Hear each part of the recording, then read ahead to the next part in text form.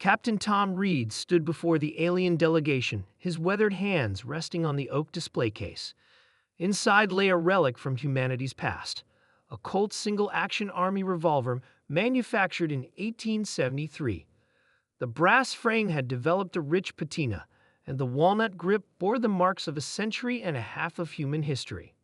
The aliens, representatives of the Vorn Confederacy, stared at the artifact with their 4 eyes, their scaled skin shimmering under the museum's soft lighting.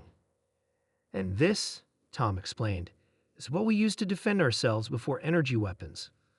The lead alien, Admiral Kraz, let out a series of clicking sounds that his translator converted to laughter. "You jest, human. This primitive device could not possibly be a weapon." Tom smiled patiently. The Vorn had encountered humanity only 20 years ago, when Earth finally developed faster-than-light travel. In that time, humans had been treated as technological infants, barely worthy of notice in the grand arena of interstellar politics. "I'd assure you, Admiral, this was once considered the most advanced personal weapon on Earth. We called it the Great Equalizer because it allowed anyone, regardless of physical strength, to defend themselves."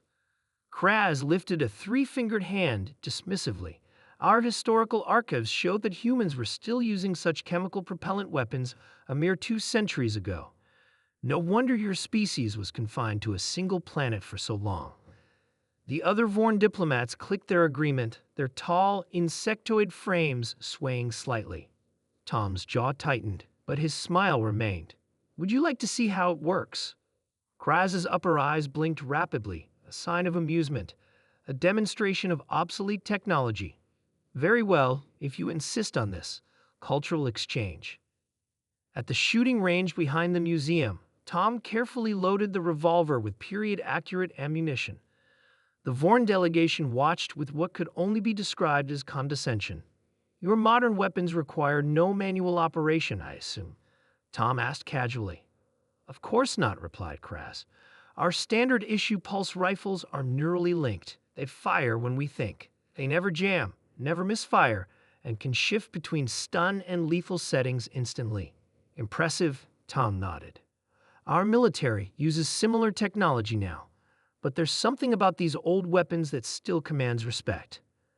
Tom raised the revolver, took aim at the target 50 meters away, and fired. The sharp crack echoed through the range, followed by the distinctive smell of gunpowder.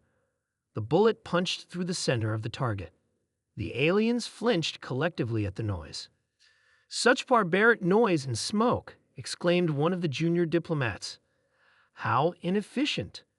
Tom fired 5 more shots in rapid succession, each hitting the target in a tight grouping. He then ejected the spent casings and reloaded with practiced efficiency. "Sometimes, Admiral, efficiency isn't everything," Tom said, holstering the weapon. "This revolver is nearly 300 years old, yet it still functions perfectly. Can your pulse rifles claim the same longevity?" Kraz's posture stiffened.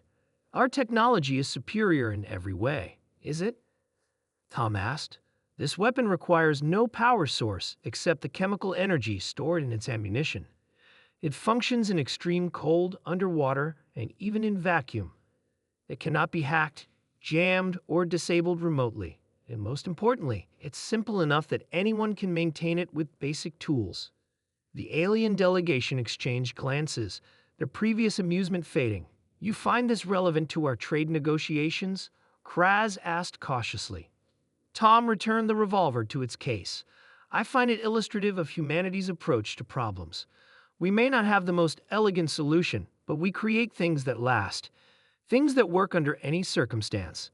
3 days later, during their tour of Earth's orbital defense platform, the museum visit was forgotten until the station's power grid suddenly failed during a routine demonstration.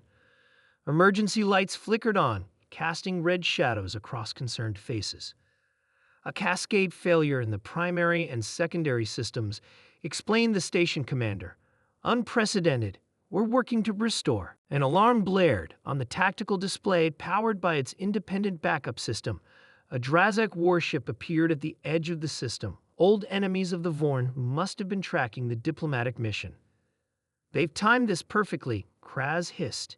They know our defenses are integrated with yours. With your power grid down, both our ships and your planetary defenses are vulnerable. The station commander looked grim. Not entirely, Admiral. On her command, panels slid open throughout the station, revealing rows of what appeared to be oversized, manually operated cannons. Railguns, she explained, electromagnetically accelerated projectiles. No energy weapons, no targeting computers. Just basic physics and manual controls. We call it our heritage system. Kraz's four eyes widened. You maintain such antiquated technology alongside your plasma batteries. Humanity has a saying, Admiral. 2 is 1, 1 is none. We never rely on a single system, no matter how advanced. As the Drazak ship approached, humans in vacuum suits manually loaded the railguns and aimed them using mechanical sights. Without warning, the station shuddered as the first volley launched. Simple tungsten rods accelerated to incredible speeds. The projectiles tore through the Drazak ship's shields, designed to disperse energy weapons but helpless against physical objects moving at such velocities. Admiral Kraz watched in stunned silence as the enemy vessel veered away, trailing debris and atmosphere. Perhaps, the alien finally said, turning to Tom, "We have been too quick to dismiss your species' methods. It seems there is wisdom in preserving the old alongside the new."